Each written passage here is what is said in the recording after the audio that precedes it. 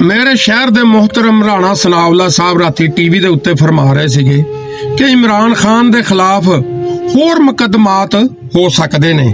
इधरों उधरों कुछ चीज़ां तलाश कीतियां जा रही वा। राणा साहब अर्ज ये आ कि पहले भी खान साहब दे उत्ते कोई 200 तो ज्यादा मुकदमात ने। अगर उन्हां दे विच जान हुंदी तो तुहानूं मजीद मवाद वेखण दी जरूरत ना पैंदी या मजीद परचे देण दी लोड़ ना पैंदी।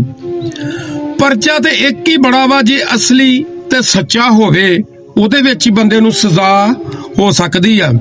ਨਾਲੇ ਰਾਣਾ ਸਨਾਵਲਾ ਸਾਹਿਬ ਚੰਦ ਦਿਨ ਕਹਿ ਲਓ ਕੁਛ ਦਿਨ ਪਹਿਲੇ ਤੱਕ ਤੁਹਾਡਾ ਬੜਾ ਹੀ ਨਰਮ ਲਚਕਦਾਰ ਰਵੱਈਆ ਹੋ ਗਿਆ ਸੀ ਇਮਰਾਨ ਖਾਨ ਵਾਸਤੇ, ਜਿਹਦੇ ਵਿੱਚ ਤੁਸੀਂ ਇਹ ਗੱਲ ਕਹੀ ਸੀ ਕਿ ਇਮਰਾਨ ਖਾਨ ਇੱਕ ਹਕੀਕਤ ਆ, ਅਸੀਂ ਉਹਦੇ ਵਜੂਦ ਨੂੰ ਤਸਲੀਮ ਕਰਦੇ ਆ। ਤੁਸੀਂ ਨਾਲ ਇਹ ਵੀ ਕਿਹਾ ਸੀ ਕਿ ਉਹ ਵੀ ਸਾਡੇ ਵਜੂਦ ਨੂੰ ਤਸਲੀਮ ਕਰੇ।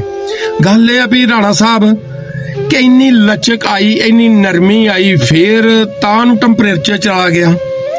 सरकार सियासत दे विच असूल हुंदा वा, नज़रिया हुंदा वा, जातियात ते हुंदी नहीं। बाकी जिहड़ा टैंपो तुहाडा अज तो 1 महीना पहले सही सी ना, मेरा ख्याल है राणा साहब वो बेहतर आ। बाकी असी तुसी तो कुछ कर नहीं सकते। बाकी तुसी यार बाबे इख्तियार आ, जो तुहाडा दिल करदा करो। 100 की ते 200 की, जिथे उत्ते 200 वट भावें 250 कर दिओ, की फर्क पैंदा वा। सज़ा लई ते एक ही बहुत हुंदा वा।